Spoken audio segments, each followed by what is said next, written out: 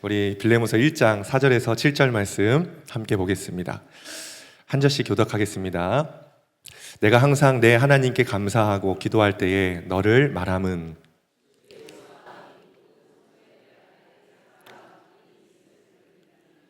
이로써 내 믿음의 교제가 우리 가운데 있는 선을 알게 하고 그리스도께 이르도록 역사하느니라. 성도의 마음이 너로 말미암아 평안함을 얻었으니 내가 너의 사랑으로 많은 기쁨과 위로를 받았노라. 아멘. 오늘 말씀 제목 함께 읽어보겠습니다. 여기 있는데요, 같이 읽습니다. 시작. 우리가 빌레몬입니다. 오늘 말씀 통해서 우리 모두가 빌레몬이 되어서 돌아갈 수 있길 축복합니다. 성경 연구 방법 중에요, 원독자 해석 방법이라는 게 있습니다. 이 해석 방법에 한 가지 중요한 명제가 있는데 다음과 같습니다. 잘 들어보세요. 성경은 우리를 위해 기록되었지만 우리에게 기록된 것은 아니다. 다시 한번, 성경은 우리를 위해 기록되었지만 우리에게 기록된 것은 아니다. 이런 명제가 있습니다. 성경이 기록될 당시에 그 성경을 읽는 첫 번째 독자가 있었다는 거예요. 하나님께서 이 기록자에게 성령의 감동을 주셔서 이 기록자가 어떠한 수신자들에게 성경을 기록을 했습니다. 그리고 그것이 보내졌죠. 그리고 그 독자들이 그 성경을 읽습니다. 우리는 그것을 받아들어서 우리가 함께 읽고 있는 겁니다. 그래서 이 원독자 입장에서의 해석 방법은 이 당시에 어떤 성경이 기록될 시기의 상황과 그리고 독자의 상황과 그리고 이 발신자인 성경을 기록한 이 저자의 심중에 대해서 깊이 이해할 때 바른 해석이 될 수 있는 그런 해석 방법입니다. 제가 이것을 말씀드리는 이유가 있습니다. 오늘 우리가 빌레몬서를 함께 가지고 말씀을 듣고자 하는데요, 이 빌레몬에게 닥친 상황이 있습니다.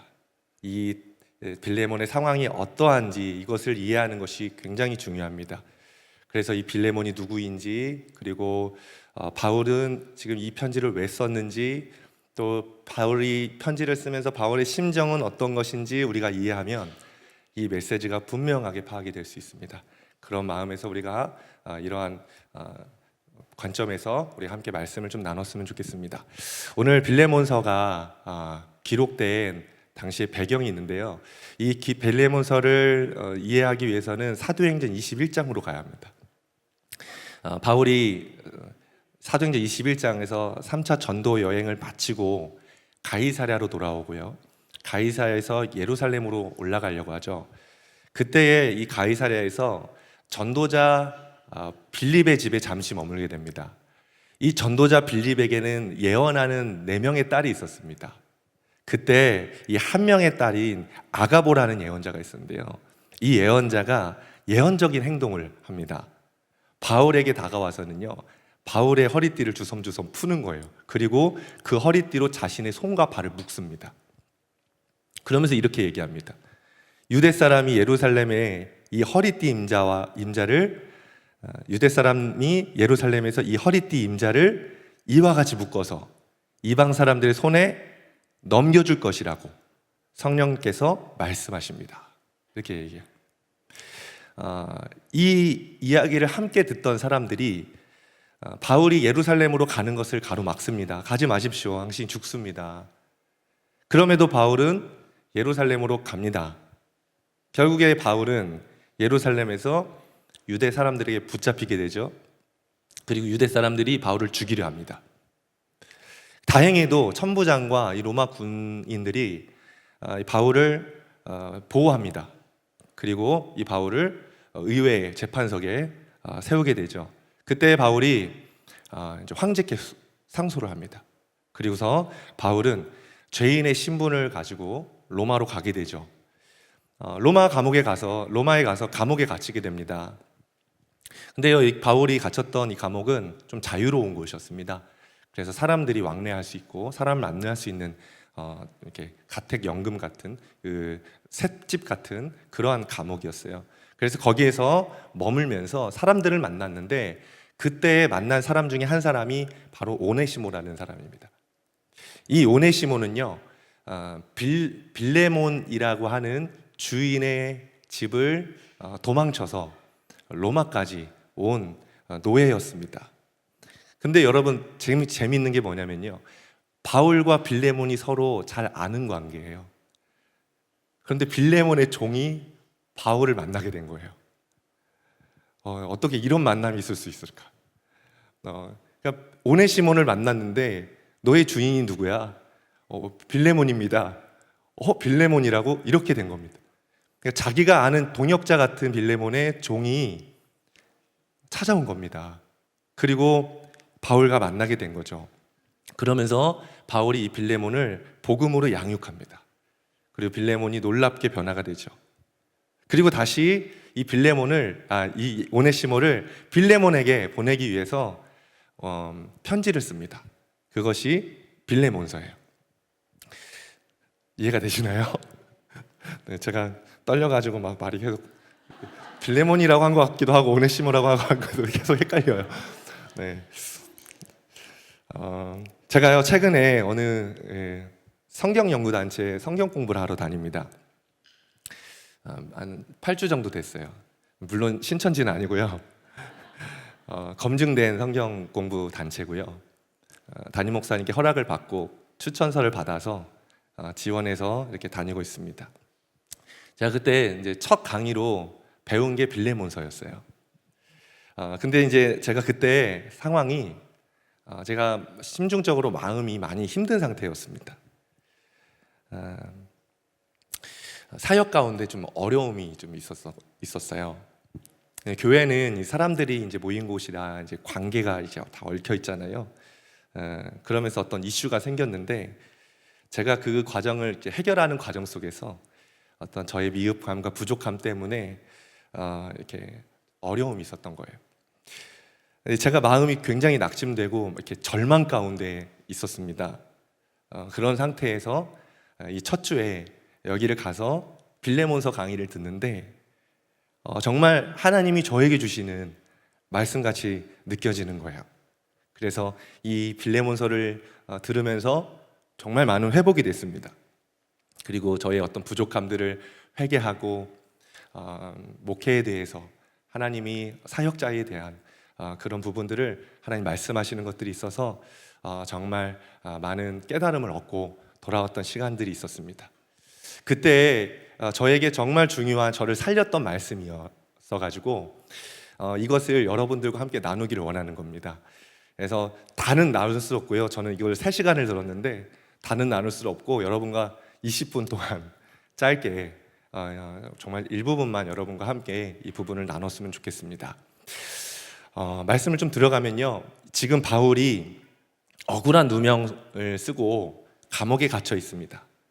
그러면서 자신이 이 편지에 갇혔다라고 하는 단어를 여러 번 반복해서 쓰고 있습니다. 말씀을 좀 보실까요?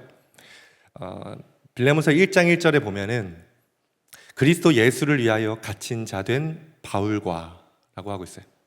1장 9절을 같이 읽을까요? 시작. 나 바울은 지금 또 예수 그리스도를 위하여 갇힌 자 되어. 10절. 갇힌 중에서 낳은 아들 오네시모를 위하여 내게 간구하노라. 13절.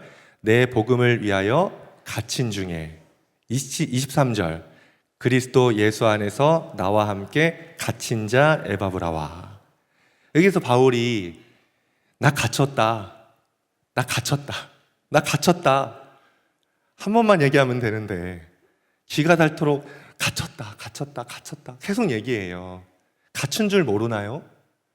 왜 바울은 계속 빌레몬에게 나 갇혔다 이것을 강조하고 있는 것일까요? 먼저요, 여러분, 바울이 갇혔던 몇 가지 이유가 있습니다.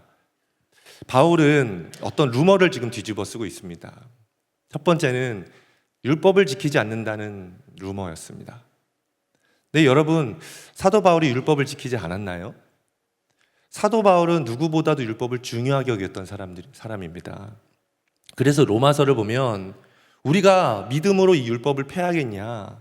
그럴 수 없다. 도리어 믿음으로 율법을 굳게 세운다. 그런 얘기를 해요. 바울 사도에게 율법은 폐기할 것이 아니라 소중히 지켜야 하는 부분이었습니다. 그런데 바울은 오해를 받고 있는 거죠. 저 사람 율법을 폐하려고 한다. 이게 바울이 억울한 누명을 쓰고 첫 번째로 이 감옥에 갇힌 표면적 이유입니다. 뿐만 아니라 바울은 지금 몸만 아니라 몸도 갇혀 있지만 마음도 지금 갇혀 있는 상태입니다. 두 번째 루머가 있었는데 바로 재정적인 루머였습니다. 바울 사도는 돈이 많았어요. 텐트 지어서 돈을 많이 번 게 아니고요. 이방 교회들의 헌금을 모아다가 예루살렘 교회에 전달하기 위하여서 3차 전도 여행 때 헌금을 이방 교회에 많이 받았거든요. 그리고 예루살렘에 갔을 때 붙잡힌 거예요. 그러니까 지금 바울 사도에게 재정이 많이 있거든요. 그런데 어떤 루머가 있었냐면 이 재정을 교회를 위해 쓰지 않고 자기를 위해 쓴다. 횡령하고 있다. 이러한 유머를 지금 바울이 받고 있는 거예요. 그리고 세 번째는요, 자기가 개척한 교회로부터 오해가 있었습니다. 특히 고린도 교회로부터 바울은 사도가 아니야. 쟤는 추천서도 없어. 거짓 사도야 하는 어떤 오해들을 받고 있었어요. 자기가 세운 교회로부터 그렇게 사역자로서의 부정을 당한다면 얼마나 어려울까요? 바울은 지금 이 마음까지도 완전히 갇혀 있는 상태인 겁니다. 그는 또 육체적으로도 많이 지쳐 있습니다. 1차 전도 여행에서 3차 전도 여행을 하면서요, 많이 지쳐 있었습니다. 갈라디아 지역에 1차 전도 여행을 하면서 돌에 맞았죠. 어느 정도로 맞았죠? 죽었을 것 같은, 그러니까 죽은 모양처럼 거의 죽게 생긴 정도로 맞았어요. 그러니까 사람들은 죽었을 거라고 생각하고 성 바깥으로 던졌거든요. 그러니까 얼마나 후유증이 많겠어요. 배가 파산당하기도 하고요, 강도의 위협을 당하기도 하고요, 40의 한한 감염배를 여러 번 맞기도 했습니다. 39대의 매를요 수십 번 맞아요. 몇 번 맞아요. 그러면요, 지금이야 병원이 있어서 맞이고 돌 맞이고 죽게 생겼으면 병원 가서 치료받고 나오면 링거 맞고 좀 누워 있어야죠. 치료받을 수 있어요. 그런데 이 당시는 병원이 어디 있습니까? 생으로 버텨야 되는 거예요. 얼마나 힘들겠습니까? 그러니까 지금 육체적인 상태도요 별로 안 좋은 상태인 겁니다. 여러분, 사람이요 육체도 망가지고 체력도 떨어지고 마음도 지치고 마음도 괴롭잖아요. 그럼 뭘 하기가 힘들어요. 뭐든지 할 수가 없어요. 뭐든 할 수가 없어요. 할 수 있는 힘이 없어요. 여러분 경험해 보시지 않았나요? 제가요 한참 우리 둘째가 어렸을 때 하루 종일 교회에서 사역을 감당을 하고 집에 들어갔는데 이 둘째를 씻겨야 되는 거예요. 내 몸 씻기도 힘든데 얘를 씻겨야 되는 거예요. 근데 얘가 씻기를 또 싫어해요. 그럼 어떻게 해요? 실랭이를 벌이다가 욕실로 데리고 가죠. 그리고 얘도 기분이 안 좋고 저도 기분이 안 좋아요. 그러면서 씻기면 이게 샤워 타올로 닦아줄 때 아프다고 우는 거예요. 머리에 이렇게 머리를 감겨줄 때 샤워기로 머리를 감겨주면 막 답답하다고 우는 거예요. 그럼 저도 화가 납니다. 너만 힘드냐? 나도 힘들다. 가만히 좀 있어라 하다가 씻기면서 서로 전쟁이 일어나는 거죠. 그렇게 전쟁을 벌이다가 샤워기를 다 이렇게 시키고 나오게 돼요. 지금 바울 사도는 그렇게 모든 것이 다 갇혀 있는 상태인 거예요. 그런 상태에서 여러분 지금 오네시모를 만난 것입니다. 골로새에 있던 도망자 오네시모, 그를 로마에서 지금 만나게 된 거예요. 당시에 이제 이 로마 시대의 노예 제도에 대해서 조금 이해할 필요가 있는데요. 로마 정부는 이 도망친 노예를 잡는 기관이 있었습니다. 예전에 우리나라의 추노와 같이 노예가 도망쳐요. 그러면 이 노예를 잡아오는 어떤 한 기관이 있었어요. 그러니까 노예인데 주인으로부터 도망치는 것은 굉장히 중범죄인 겁니다. 주인에게 반역하는 행위예요. 그렇기 때문에 이 주인에게 도망친 노예는 십자가에 못 박는 그런 처형을 당하기도 했습니다. 그러므로 도망친 이 노예에게 도움을 준다는 행위는요, 굉장히 불법이었던 겁니다. 그리고 도움을 줄 뿐만 아니라 그 노예를 내 소유로 삼는다? 그거는 정말 더 큰 불법인 겁니다. 그런데 지금 바울은요, 어떻게 하고 있어요? 죄수의 상태입니다. 죄수의 상태인데 지금 또 불법을 행하고 있는 거예요. 갇혀 있는 중에 좀 더 자유해지는 것을 선택해야 되는데 더 갇히는 것을 선택하고 있는 거예요, 지금. 그것을 알면서도 오네시모를 양육하고 있습니다. 여러분, 왜 갇혀 있는 중에 또 갇힌 자의 삶을 바울은 선택하는 걸까요? 지금 이 바울이 편지 가운데 내가 갇혔다라고 표현하는 것은요, 표면적으로 나 감옥에 있어, 이걸 전달하는 것이 아닙니다. 하나님의 마음을 전달하려고 하는 거예요. 바울은 지금 자신의 모든 것을 다 포기했습니다. 자기의 평안, 미래의 꿈까지, 계획까지 다 포기하고 집어 던졌습니다. 오네시모를 품음으로 인해서. 무엇 때문입니까? 복음 때문에. 예수 그리스도 때문에. 한 영혼을 구원하기 위하여 갇혀있는 지금, 더 갇혀있는 삶을 지금 선택하고 있는 거예요. 바울은 빌레몬을 동역자라고 하고 있습니다. 아무에게나 동역자라고 하지 않습니다. 빌레몬은 바울과 잘 아는 사이예요. 그래서 빌레몬은 바울이 복음을 위하여 어떻게 살아왔는지를 누구보다도 더 잘 알고 있습니다. 그러므로 바울이 갇힌 자라고 표현하는 이것은 어떤 의미를 갖고 있겠어요? 빌레몬, 너도 그리스도를 위해서 나처럼 갇힌 자가 됐으면 좋겠다. 빌레몬이 복음을 모르는 게 아닙니다. 예수님이 어떤 분이 잘 알았고 예배도 수없이 드렸을 것이고요, 성경 공부도 많이 했을 거예요. 그런데 아직은 갇힌 자의 삶이 무엇인지를 빌레몬은 깊이 알지 못하고 있어요. 그래서 바울은 지금 빌레몬에게 이 편지를 통하여 갇혔다, 내가 갇혔다라고 하면서 도전하고 있는 거예요. 빌레몬아, 네가 복음이 무엇인지 안다면, 네가 예수님이 어떤 분인지 안다면 너도 나와 같이 갇힌 자의 삶을 선택했으면 좋겠다. 여러분, 빌레몬에게 갇히는 것이 무엇일까요? 오네시모를 용서하는 것이었습니다. 여러분, 우리는 지금 갇힌 자의 삶을 살고 있는지 좀 묻고 싶습니다. 빌레몬은 오네시모를 용서함으로 갇힌 자의 삶을 선택해야만 했습니다. 여러분, 우리는 무엇으로 갇힌 자가 되어야 할까요? 우리의 각자의 상황들은 아마 다 다를 겁니다. 여러분 각자가 이따가 기도하실 때 하나님께 물어보십시오. 하나님, 내가 복음을 위하여, 예수 그리스도를 위하여, 주님, 내가 어떻게 갇힌 자의 삶을 선택할 수 있을까요? 억지로 하는 것이 아닙니다. 바울도 지금 억지로 하라고 하는 것이 아닙니다. 복음을 위해서라면, 예수를 위해서라면 갇힐 수 있다는 겁니다. 여러분, 주님께 그것을 묻고 우리도 바울처럼 또 빌레몬처럼 갇힌 자의 삶을 선택할 수 있기를 간절히 축복합니다. 자, 빌레몬서를 보면은 바울은 빌레몬을 어떻게 생각하는지를 살펴볼 수 있습니다. 1절에서 2절 말씀입니다. 바울이 빌레몬을 어떻게 생각하고 있는지 보겠습니다. 1절 읽겠습니다. 시작. 그리스도 예수를 위하여 갇힌 자 된 바울과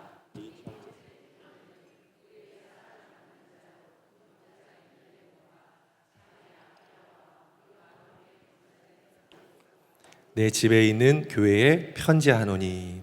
1절에 보시면요, 빌레몬을 사랑하는 자, 그리고 동역자라고 부르고 있습니다. 나의 사랑하는 자, 동역자. 그리고 2절에 보면은 내 집에 있는 교회에 편지한다, 이렇게 얘기하고 있죠. 너의 집에 있는 교회라는 표현을 써요. 그러니까 빌레몬의 집에 교회가 있었다는 거예요. 교회 공동체가. 이 교회가 어떤 교회인지 아세요? 골로새 교회예요. 너의 집 안에 골로새 교회에 편지한다. 여러분, 골로새 교회는 바울이 직접 개척한 교회가 아닙니다. 이 골로새 교회의 개척자는 에바브라예요. 에바브라가 그러면은 어떻게 교회를 개척했을까 하는 겁니다. 바울이 3차 전도 여행을 할 때 에베소에 머물죠. 그때 두란노 서원을 세우고 거기서 복음으로 가르쳤습니다. 그때 서아시아 지역에 있었던 많은 사람들이요, 이 에베소에 와서 두란노에서 바울에게 복음을 듣고 회심을 하고 소아시아 지역으로 흩어졌습니다. 그리고서 교회를 세우죠. 아마 그 중에 한 사람이 에바브라였을 겁니다. 근데 이 에바브라가 교회를 세울 때 자신의 집을 선뜻 내줬던 한 사람이 있었던 거예요. 그게 바로 빌레몬이었던 겁니다. 빌레몬서 1장 19절 말씀 보겠습니다. 시작.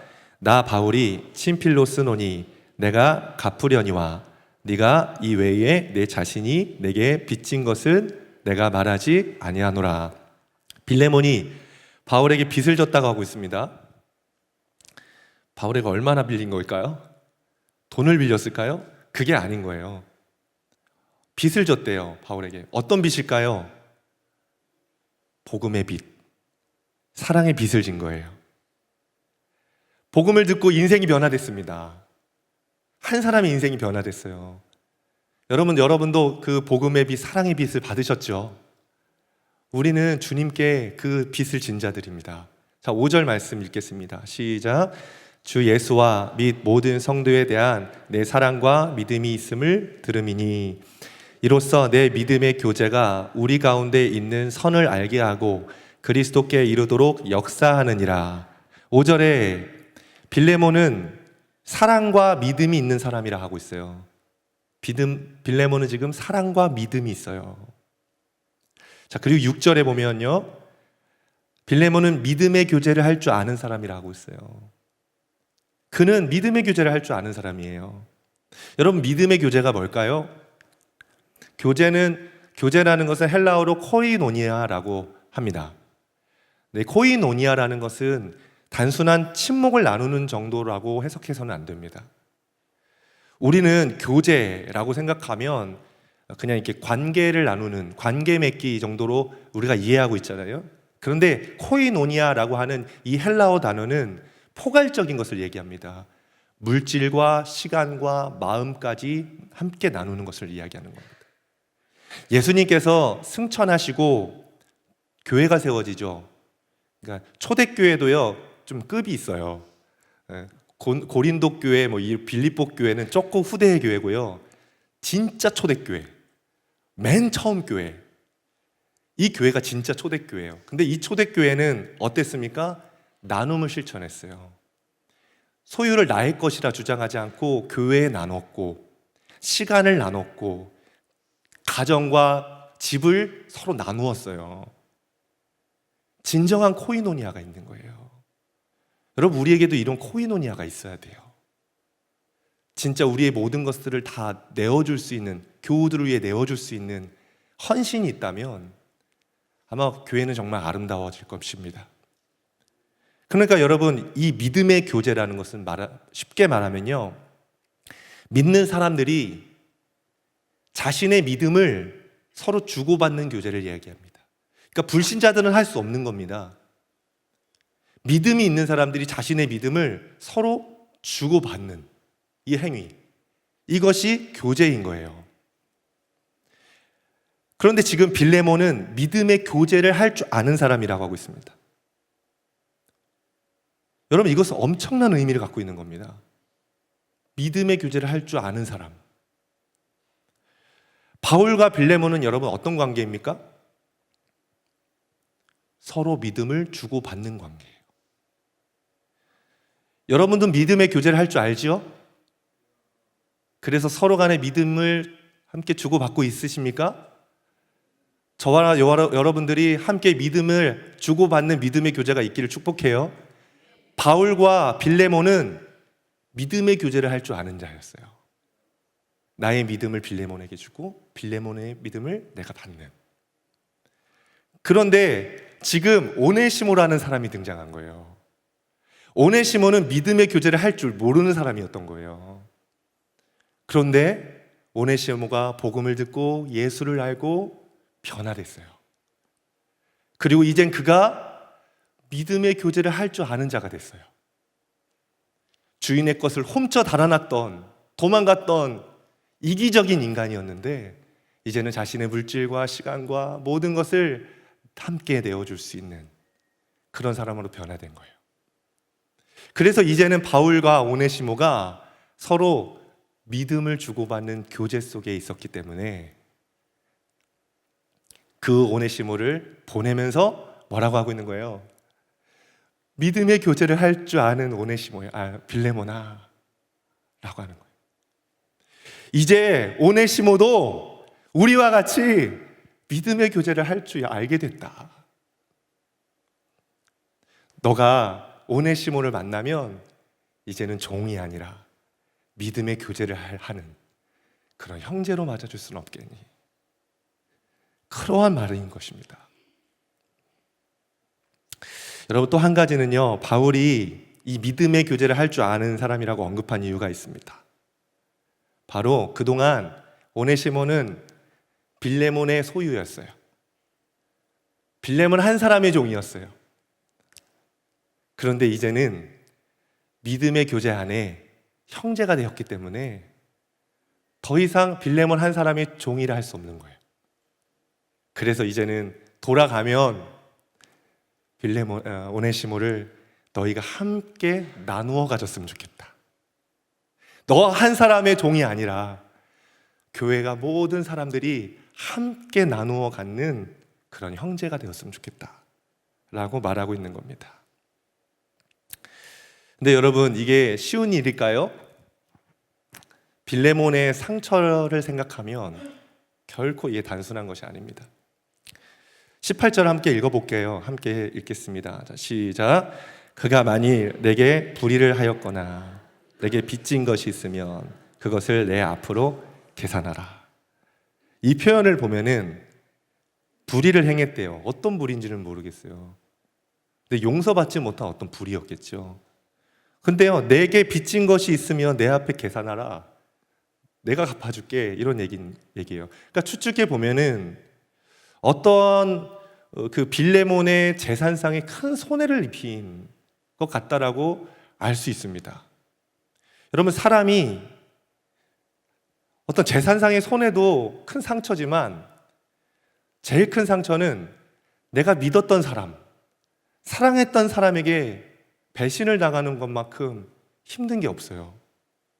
종종 사회를 보면요, 사장이 정말 신뢰했던 직원에게 기업의 그 회사의 재정을 맡기죠.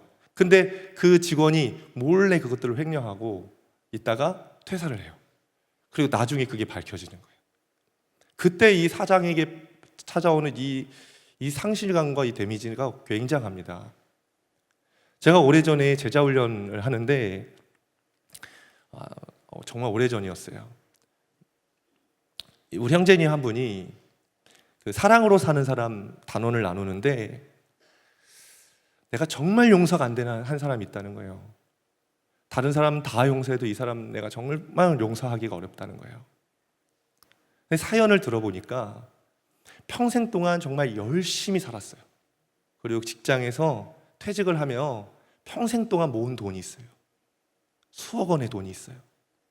그런데 자기가 정말 믿고 신뢰하는 사람이 있었는데 새로운 일을 시작해보자고 해서 그 사람에게 그 돈을 맡겼다가 사기를 당한 거예요.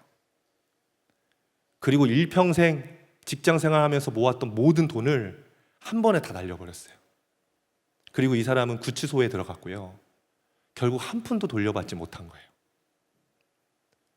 그러면서 다른 사람은 다 용서하는데 내가 이 사람만은 용서 못하겠다. 제가 입장을 바꿔 생각하면요, 충분히 이해가 돼요. 여러분의 모든 재산을 정말 사랑하고 믿었던 그 한 사람이 정말 사기로 다 날려버렸다면 어떻게 용서하겠어요? 근데 아마 빌레몬의 지금 상황이 그러지 않았을까라는 생각이 드는 거예요. 오네시모를 신임하고 사랑하며 살았던 종인데 그 종이 자신의 재산에 큰 손해를 입히고 도망간 거예요. 상처 중에 상처인 겁니다. 그런데 오늘 이 바울은 빌레몬이 믿음의 교제를 할 줄 아는 자임을 이야기하면서 용기 내어 말합니다. 오네시모도 그런 믿음을 가졌기 때문에 그와도 너도 믿음의 교제를 함께 나누기를 원한다. 참 어렵죠. 참 어렵죠. 용서하지 못할 사람이 있는데 여러분, 만약 그 사람이 내가 가진 그 믿음을 가지고 있다면 어떨까요? 인간적으로는 용서하기는 어려워요. 그런데 그 믿음의 교제를 할 수는 있지는 않을까요?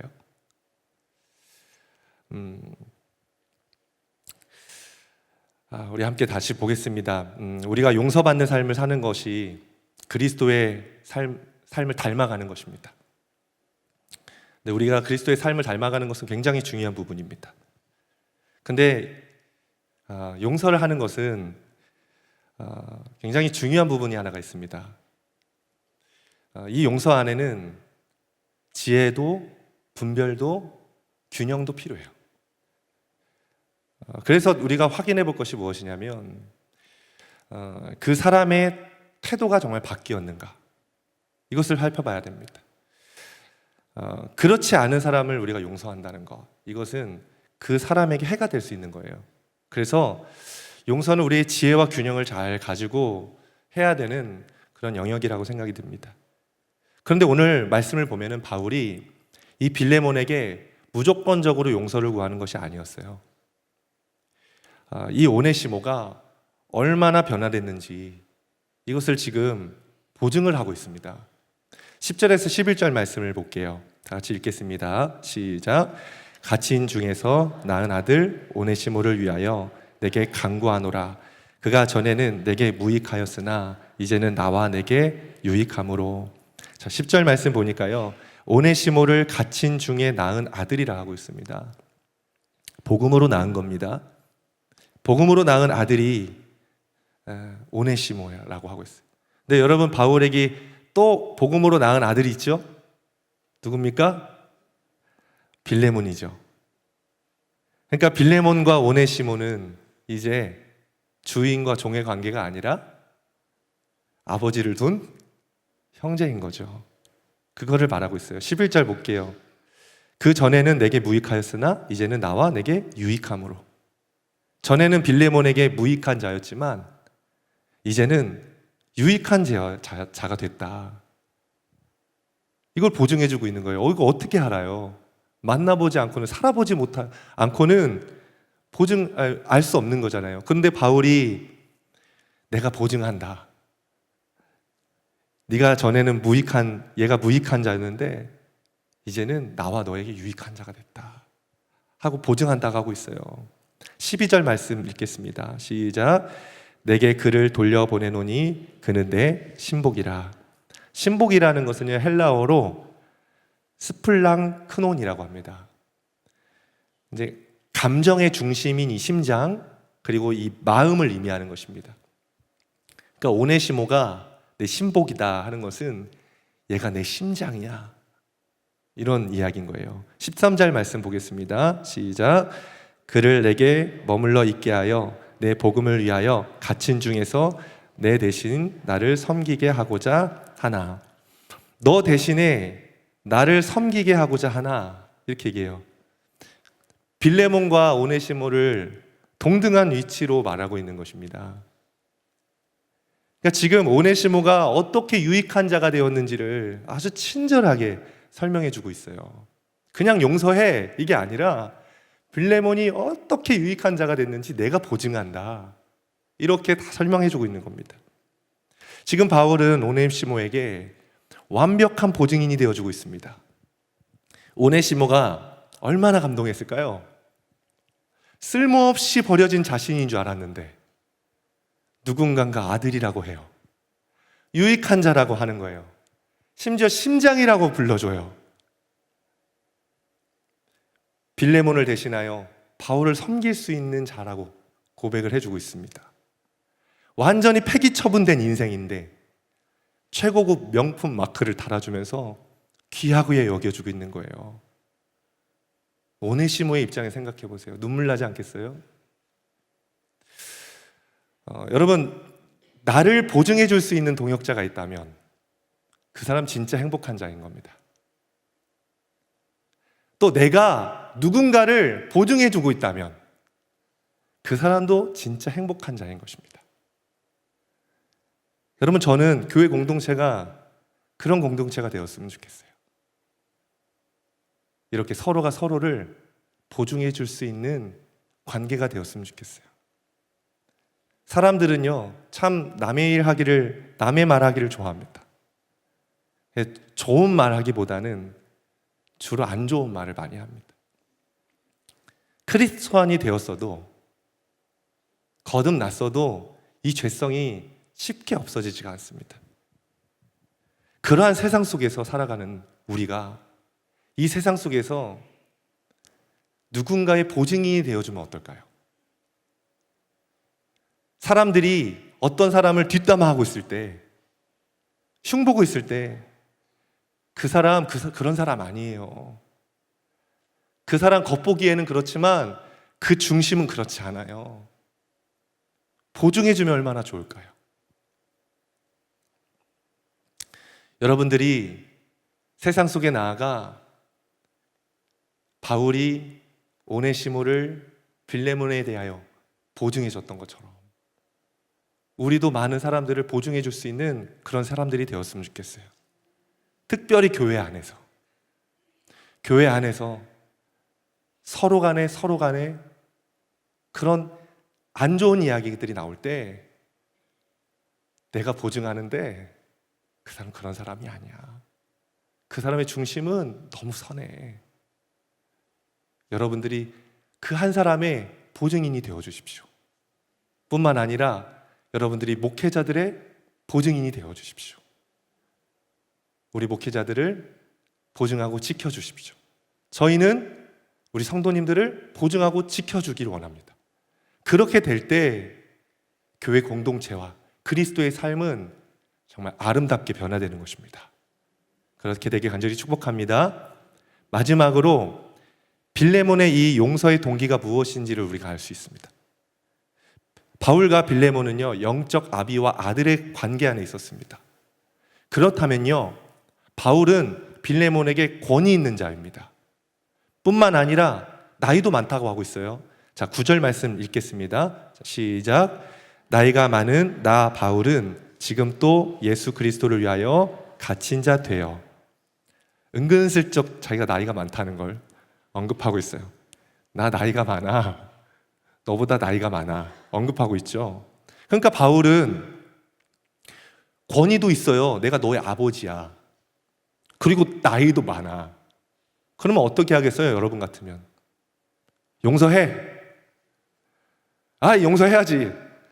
이렇게 해야지 하고 어떤 권위와 고압으로 시킬 수 있지 않겠어요?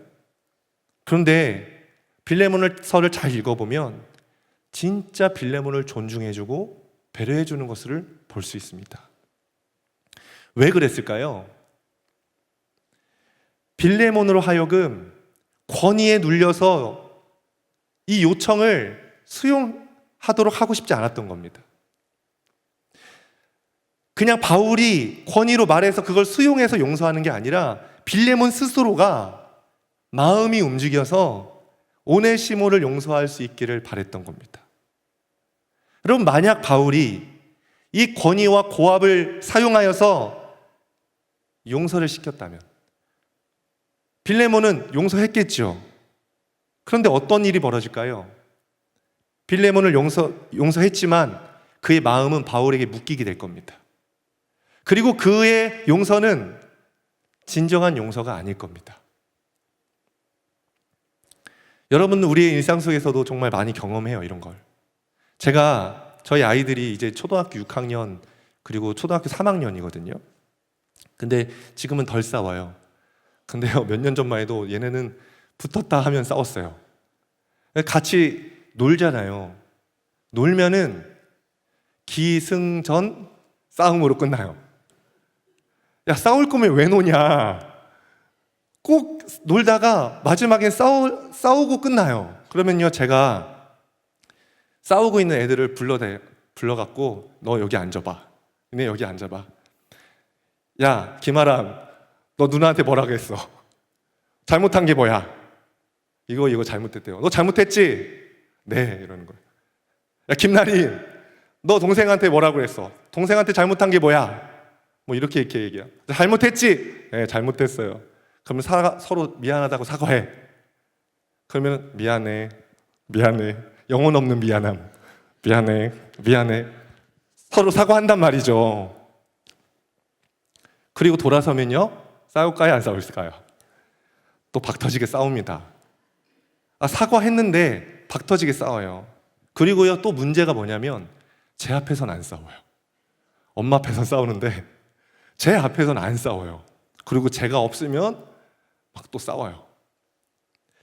이게 권위와 고압으로 그 사람의 마음 움직였을 때의 부작용인 거예요. 바울이 빌레몬에게 내가 너의 아버지고 내가 너보다 나이가 많기 때문에 넌 용서해야 돼. 그렇게 해서 용서했다면 빌레몬의 용서는 진정한 용서가 아닌 겁니다. 그래서 억지로 하는 용서가 아니라 진정한 용서가 있기를 원하는 마음에 바울이 지금 어떻게 얘기하고 있냐면요, 이런 단어를 쓰면서 얘기를 하고 있어요. 말씀을 볼까요? 빌레몬서 1장 1절 말씀 같이 읽어볼게요. 시작. 우리의 사랑을 받는 자요 동역자인 빌레몬과. 5절 말씀 시작. 주 예수와 및 모든 성도에 대한 네 사랑과 믿음이 있음을 들음이니. 7절 시작. 내가 너의 사랑으로 많은 기쁨과 위로를 받았노라. 9절 도리어 사랑으로서 간구하노라. 16절 이후로는 종과 같이 대하지 아니하고 종 이상으로 곧 사랑받는 형제로 둘 자니라. 어떤 단어가 눈에 들어오세요? 사랑이라는 단어가 들어오시죠. 바울은 빌레몬이 오네시모를 용서할 때 그 동기가 무엇이 되어야 하는지에 대해서 이 편지 속에 곳곳에 숨겨놓았습니다. 그것은 바로 사랑이었던 거예요. 여러분, 사랑하는 게 쉬울까요? 어려울까요? 사랑하는 건 쉬운 부분도 있어요. 내가 좋아하는 사람한테는 사랑하는 거 쉽습니다. 나를 아프지 않게 하는 사람을 사랑하는 것은 쉽습니다. 나랑 관계없는 사람들, 고아나 노숙자 같은 분들을 사랑하는 거 거리낌이 없습니다. 그런데 나를 배신하고 나에게 상처를 주고 아픔을 주고 나를 힘들게 하는 그 사람 사랑하는 것은 너무도 어렵습니다. 여러분, 그러면 그런 사람을 사랑할 수 있으려면 어떻게 해야 될까요? 바로 이 말씀입니다. 빌레몬서 1장 20절 말씀 다 같이 읽어볼게요. 시작. 오 형제여, 나로 주 안에서 너로 말미암아 기쁨을 얻게 하고 내 마음이 그리스도 안에서 평안하게 하라.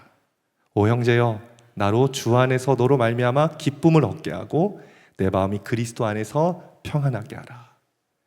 여러분, 모든 기쁨과 모든 평안이 그리스도 예수께로부터 오는 것을 다 알고 계시죠? 지금 바울도 오 형제여, 그리스도 안에서 이 기쁨과 평안을 내가 얻었다. 여러분, 우리의 사랑은 어디로부터 나와야 될까요? 여러분, 나로부터 나오는 사랑은 인본주의적인 사랑이에요. 그러한 사랑은 환경과 사람이 변하면 사라집니다. 그런데요, 반석 대신 그리스도 예수로부터 나오는 사랑은 어떠한 상황과 환경이 다가올지라도 잃어버리지 않아요. 변하지 않게 됩니다. 여러분, 우리가 오늘 이 구할 것은 그리스도 예수 안에 있는 이 사랑입니다. 누군가 용서하는 것은 정말 오랜 시간이 필요한 일이에요. 단순간에 되는 게 아니에요. 그리고요, 내 이야기를 오랫동안 들어줄 그 한 사람이 필요해요. 시간이 필요하고요, 사람이 필요한 이야기. 그런데 우리에게 참 다행인 것은요, 그렇게 해줄 수 있는 분이 계세요. 바로 예수님이세요. 예수님은 우리의 어떤 억울함, 우리의 사연, 우리의 답답함, 서운함 다 들어주시는 분이세요. 그렇게 주님 앞에 나아가서 주님께 내 마음을 쏟아놓고 이야기할 때 주님은 다 들어주시고요, 기다려주세요. 그리고 때가 찼을 때 우리 안에서, 예수 그리스도 안에서 그 사랑이 일어나기 시작합니다. 그러므로 여러분, 오늘 우리는 이 시간 예수 안에 있기로 결정해야 됩니다. 주님, 내가 주님이 필요합니다. 주님의 은혜로 품을 수 있게 해주십시오. 당신 안에서 일어나는 그 사랑만이 나에게 필요합니다. 오늘 말씀을 준비하면서 여러 가지로 부족하지만 하나님이 이 빌레몬서를 빌레몬이 아닌 나에게 주고자 하시는 그 한 사람이 있을 거라는 마음이 들었습니다. 여러분, 빌레몬이 받았던 이 바울의 이 서신을 여러분 오늘 여러분이 받으십시오. 그리고 주님이 나에게 무엇을 원하시는지를 이 말씀 속에서 깊이 묵상하시기를 축복해요. 그리고 바울이 권면했던 것처럼 우리가 진짜 빌레몬이 되어서 다시 세상 속으로 나아갔으면 좋겠습니다.